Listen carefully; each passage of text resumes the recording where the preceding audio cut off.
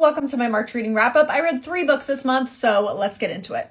I am gonna do better next month, y'all. Mark my words. First book that I finished this month was Crescent City 2. It is a big behemoth of a book, and it took me a long time to get through this one. A lot of people say this is like easier to read than the first one.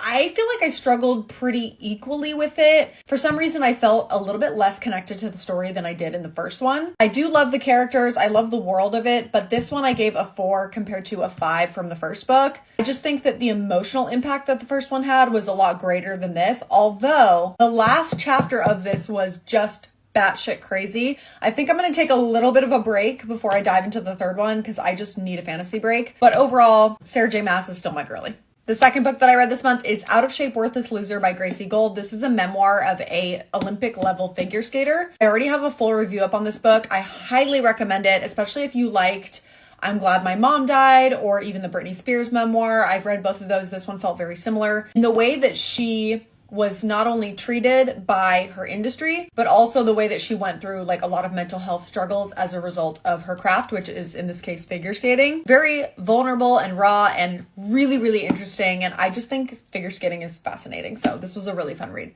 The last book that I read is Powerless by Lauren Roberts. We read this for book club this month. I was really hyped on this book because everybody talks so highly about it. I think I just went into it with the wrong mindset. I didn't realize it was YA. So there's like romance in this book, but zero spice, like zero. And I think for fantasy, YA fantasy just like doesn't scratch that itch for me. I want fantasy to be like really dark and twisty, and I felt like I couldn't connect with the characters in this.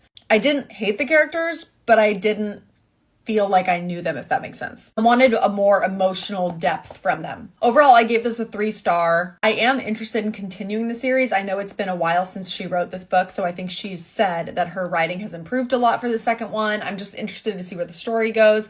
But overall, this one didn't impress me. And people love this book, so I'm kind of bummed that I like missed out on the hype. Let me know what books you ended up reading this month and go to my next video for my April TBR.